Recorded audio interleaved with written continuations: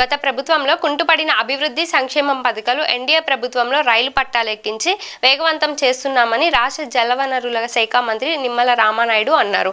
ఆదివారం ఎలమంచిలి మండలం చింతదిబ్బ, ఇలపకుర్రు, అబ్బిరాజుపాలెం, లక్ష్మీపాలెం, ఎలమంచిలి, లంక గ్రామాల్లో 1,50,00,000తో వివిధ అభివృద్ధి పనులకు మంత్రి రామానాయుడు శ్రీకారం చుట్టారు. మంత్రి రామానాయుడు స్వయంగా మోటార్ సైకిల్ నడుపుతూ ప్రజలకు అభివాదాలు చేసుకుంటూ యోగక్షేమాలను అడిగి తెలుసుకుంటూ అభివృద్ధి కార్యక్రమాలకు శ్రీకారం చుట్టారు.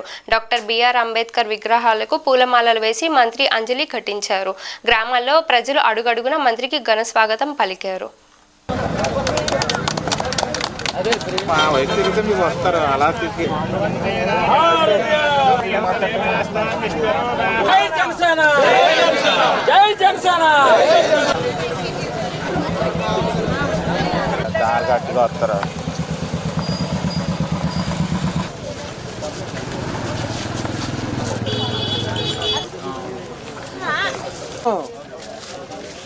బిర్యానీ అంటే చికెన్ ఫోన్ ప్యాకెట్ అమ్మా తమ్ముడు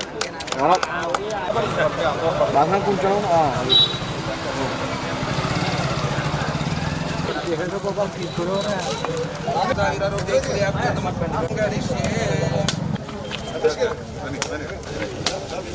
ఫుల్ హెచ్డీలోనే ఉంది.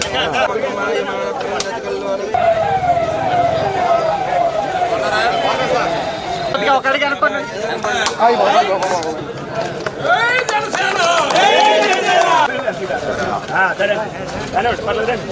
సార్ ఒకసారి ప్లీజ్.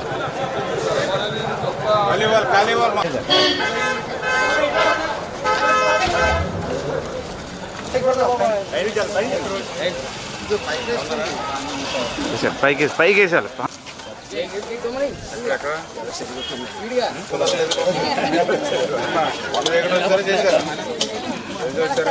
ఇప్పుడు ఎందుకు అడిగాను నేను.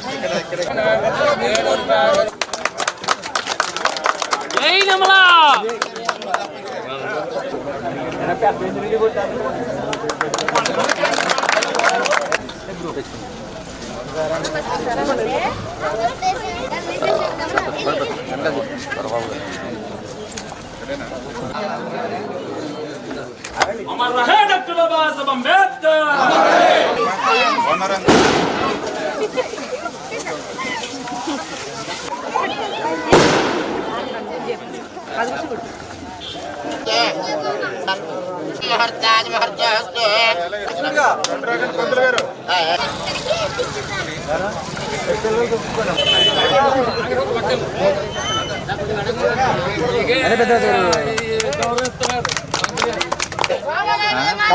ఎలా తిరగండి.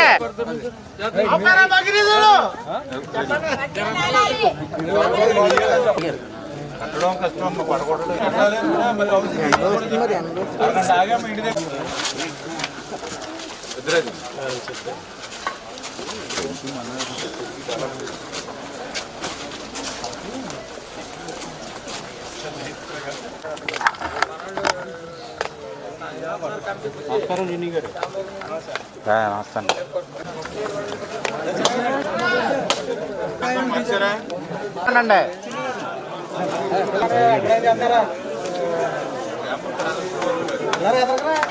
మిత్రులందరికీ కూడా ముందుగా నమస్కారాలు తెలియజేసుకుంటూ, తెలుగుదేశం, జనసేన, బీజేపీ, ఎన్డీఏ ప్రభుత్వం అధికారంలోకి వచ్చినటువంటి 6 నెలల్లోనే గత 5 సంవత్సరాల్లో కుంటుపడినటువంటి సంక్షేమం, అభివృద్ధిని మళ్ళీ ఈరోజు పట్టాలెక్కించి పనిచేస్తుంది అనే దానికి ఉదాహరణ మరి ఈరోజు ఎలమంచిలి మండలంలో ఈరోజు ఈ 4 గ్రామాల్లోనే 1,50,00,000 రూపాయలతోటి రోడ్స్, డ్రైనేజెస్, మౌలిక వసతులకి ఇవాళ శంకుస్థాపన.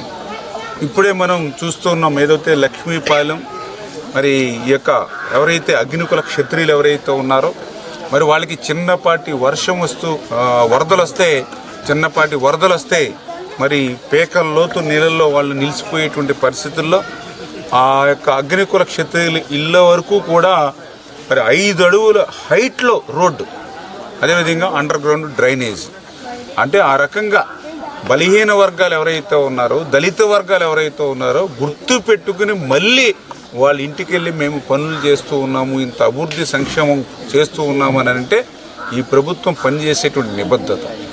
ఈవేళ అభివృద్ధే కాదు, ఈవేళ మీరు చూస్తూ ఉన్నారు ఏదైతే సంక్షేమం, ఈవేళ పెంచినటువంటి పింఛన్లు ఇంటి దగ్గరే ప్రతి నెల 1వ తేదీన సాక్షాత్తు ముఖ్యమంత్రి చంద్రబాబు నాయుడు గారి దగ్గర నుంచి ఏ రకంగా పేదవారికి సేవ చేస్తూ ఉన్నామో మరి 3,000 రూపాయలు, 4,000 రూపాయలు, 3,000 రూపాయలు, 6,000 రూపాయలు పింఛను ఏ రకంగా ఇస్తూ ఉన్నాము. అందులో కూడా భారతదేశంలో ఏ రాష్ట్రంలోనూ కూడా లేనటువంటి విధంగా, ఎందుకంటే ఏ ఇతర రాష్ట్రం తీసుకున్నా కూడా 2,000, 1,500, 750 రూపాయలు మాత్రమే పింఛన్లు ఉన్నాయి. ఒక్క ఆంధ్రప్రదేశ్ రాష్ట్రంలోనే 4,000, 6,000, 10,000, 15,000 రూపాయలు ఉన్నాయి. అంటే ఇంత పెద్ద ఎత్తున ఈవేళ సంక్షేమానికి పెద్దపీట వేస్తూ మరి డిఎస్సి నోటిఫికేషన్ ఒక పక్కనిచ్చి యువతకు ఉద్యోగాలు, 200 అన్నా క్యాంటీన్లు గతంలోనే మరి ప్రారంభించడమే కాకుండా మళ్ళీ ఇంకొక 100 అన్నా క్యాంటీన్లు మళ్ళీ ఒక నెల రోజుల్లోనే మళ్ళీ ప్రారంభించాలని చెప్పి, అదేవిధంగా మరి 3 గ్యాస్ సిలిండర్లు ఉచితంగా ఈవేళ మహిళలకు అందజేస్తూ మరి వీటితో పాటుగా మరి అమరావతి రాజధాని నిర్మాణం కానీ, అదేవిధంగా పరిశ్రమలు, పారిశ్రామికవేత్తలు ఎవరైతే ఇతర రాష్ట్రాలకు వెళ్ళిపోయారో గత పాలనలో మళ్ళీ వాళ్ళందరినీ తీసుకొచ్చి ఇక్కడ పెట్టుబడులు పెట్టించి, మననే మీరు చూశారు నరేంద్ర మోడీ గారు మన విశాఖపట్నం వస్తే మరి 2 లక్షల కోట్ల రూపాయలు నరేంద్ర మోడీ గారి ద్వారా మరి ఆ రోజు ఆంధ్రప్రదేశ్ రాష్ట్రానికి మరి వరాల జల్లు కురిసినటువంటి పరిస్థితి. అందులో కూడా పర్టికులర్గా మీరు చూశారు విశాఖ ఉక్కు. విశాఖ ఉక్కు అంటే ఆంధ్రుల హక్కు అని ఎంతోమంది ప్రాణాలు త్యాగం చేసి సాధించుకున్నటువంటి విశాఖ ఉక్కు. అటువంటి విశాఖ ఉక్కుకి మొన్న జగన్మోహన్ రెడ్డి పాలనలో చరమగీతం పాడేటువంటి విధంగా ప్రైవేటీకరణకి ఆ రోజు మరి వెళ్ళిపోతూ ఉంటే మరి ఆ రోజు జగన్మోహన్ రెడ్డి గారు 25 మంది ఎంపీలు ఇమ్మన్నాడు, 22 మంది లోక్సభ, మళ్ళీ 10 మంది పైబడి రాజ్యసభ సభ్యులు, అంటే 30 మంది పైబడి ఎంపీలు ఆయనకుంటే మరి ఆ యొక్క మనం సాధించుకున్నటువంటి ఆ యొక్క ఉక్కు ఫ్యాక్టరీ ప్రైవేటు పరం ఆగిపోతుంటే కనీసం ఒక్క మాట కూడా అడ్డుపెట్టి చెప్పి ఆ ప్రైవేటీకరణ ఆపడం కానీ లేదా కేంద్రం నుంచి సాయం కూడా తెచ్చుకోలేనటువంటి స్థితిలో, మరొక పక్క మాత్రం ఆ రోజు రాజ్యసభలో బిల్లులు ఆమోదానికి మాత్రం మరి జగన్మోహన్ రెడ్డి మద్దతు పలికేవాడు తప్ప రాష్ట్రం హక్కులను కాపాడుకోవడానికి మాత్రం ఎక్కడ కూడా పనిచేయనటువంటి పరిస్థితి, దుస్థితి. అంటే తన కేసుల కోసం, తన బెయిలు రద్దు కాకుండా ఉండడం కోసం, తన ఆస్తుల్ని కాపాడుకోవడం కోసం, తన స్వార్థం కోసం మనం గెలిపించినటువంటి ఎంపీలను ఉపయోగించుకున్నాడు తప్ప ఆంధ్రప్రదేశ్ రాష్ట్రం కోసం ఉపయోగించుకోవాలి. కానీ ఈరోజు తెలుగుదేశం జనసేన ఎన్డీఏ ప్రభుత్వం వచ్చాక ఈవేళ 11,500 కోట్ల రూపాయలు ఈవేళ విశాఖ ఉక్కుకి ఈవేళ కేంద్రం నరేంద్ర మోడీ గారు ప్రకటించారు సాయం అని. అంటే ఈవేళ ఈ ప్రభుత్వం ప్రజల కోసం, ఈరోజనే కాదు గతంలో కూడా మరి చంద్రబాబు నాయుడు గారు ముఖ్యమంత్రిగా ఉండగా ప్రైవేటీకరణ అంశం వచ్చినప్పుడు ఆ రోజు వాజ్పేయి గారి సహకారంతో ఆ రోజు కూడా చంద్రబాబు నాయుడు గారు 4,500 కోట్ల రూపాయలు ఆ రోజు స్టీల్ ప్లాంట్కి కేటాయించి కాపాడుకున్నాం. మళ్ళీ ఈరోజు ఆంధ్రుల హక్కు అయినటువంటి విశాఖ ఉక్కును కూడా ఈరోజు మరి ఎన్డీఏ ప్రభుత్వం కాపాడుకుంది అని అంటే ఈ రాష్ట్రం మీద, ఈ తెలుగు జాతి మీద మరి ఈ యొక్క ఎన్డీఏ ప్రభుత్వానికి ఉన్నటువంటి నిబద్ధత అనే విషయాన్ని కూడా సందర్భంగా తెలియజేసుకుంటూ మరి ఈరోజు కూడా చూస్తూ ఉన్నాం ఈవేళ ఆంధ్రప్రదేశ్ రాష్ట్ర ఖజానా మొత్తం ఖాళీ అయినటువంటి పరిస్థితి. 14 లక్షల కోట్ల అప్పు ఈవేళ ఆంధ్రప్రదేశ్ రాష్ట్రం మీద పోతూ మరి జగన్మోహన్ రెడ్డి ఊడ్చి వెళ్ళిపోయినటువంటి పరిస్థితి. మరి ఈవేళ 14 లక్షల కోట్లు అప్పు పంచితే ఒక్కొక్కరి నెత్తి మీద ఇప్పుడు 2,40,000 వస్తుంది. కానీ ఇటువంటి పరిస్థితుల్లో కూడా ఈవేళ ఇటువంటి సంక్షేమ అభివృద్ధి పాలన చేస్తూ ఉన్నాం. నిన్ననే అమిత్ షా గారు కూడా నిన్న మన ఆంధ్రప్రదేశ్ రాష్ట్రం నిన్న వచ్చినప్పుడు మరి చర్చనీయాంశం అవుతుంది. ఎందుకంటే ఆంధ్రప్రదేశ్ రాష్ట్ర ఖజానా ఇట్లా ఖాళీ అయిపోయింది, జగన్మోహన్ రెడ్డి గారి ఖజానా మాత్రం కలకల్లాడుతూ ఉంది అనేటువంటి అంశం. ఎందుకంటే ఆయన శుభ్రంగా హ్యాపీగా ప్రతిరోజు కూడా లిక్కర్లో ఎంత వస్తుంది, శాండ్లో ఎంత వస్తుంది, మైన్స్లో ఎంత వస్తుంది, విలువైనటువంటి ల్యాండ్స్ అమ్మకం ద్వారా ఎంత వస్తుందో ఈవేళ ఆయన ఖజానా మాత్రం కలకల్లాడుతూ నిండుగా ఉంది. అందుకే నిన్న కూడా అడిగారు ఏదైతే ఆయన ప్యాలెస్ల గురించి చర్చ వస్తే ఎన్ని ప్యాలెస్లు అని అంటే జగన్మోహన్ రెడ్డి గారు ప్యాలెస్ల గురించి చెప్తూ ఉంటే అమిత్ షా గారు కూడా ఆశ్చర్యపోయినటువంటి పరిస్థితి.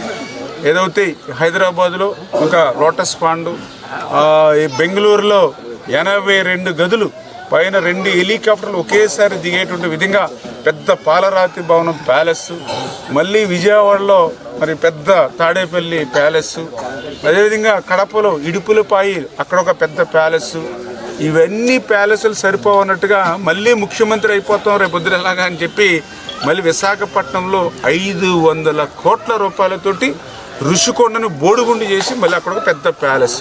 అంటే 500 కోట్ల రూపాయలు ఒక వ్యక్తి నివసించడానికి ప్రజల సొమ్ముని కష్టకాలంలో కూడా ఉపయోగించుకోవడానికి అంటే అతను ఏ స్థాయిలో ఉన్నటువంటి వ్యక్తి. ఇటువంటి వ్యక్తి ఆంధ్రప్రదేశ్ రాష్ట్రానికి ముఖ్యమంత్రిగా చేశాడని అంటే నమ్మశక్యంగా లేనిటువంటి పరిస్థితి అని చెప్పి ఈవేళ కేంద్రంలో ఉన్నటువంటి పెద్దలు కూడా ఇటువంటి వ్యక్తి ఈ రాష్ట్రానికి ముఖ్యమంత్రిని వాళ్ళు కూడా ఆశ్చర్యపోయేటటువంటి పరిస్థితి ఉంది. అంచేత ఖచ్చితంగా ప్రజలిచ్చినటువంటి ఆశీర్వాదం, ప్రజలిచ్చినటువంటి మరి ఓట్లతో అధికారంలోకి వచ్చినటువంటి ఈ ప్రభుత్వం మరి రాబోయేటువంటి రోజుల్లో కూడా మరింత సంక్షేమ అభివృద్ధి పాలనను ముందుకు తీసుకెళ్తామని చెప్పి మీ ద్వారా అందరూ కూడా తెలియజేసుకుంటాం.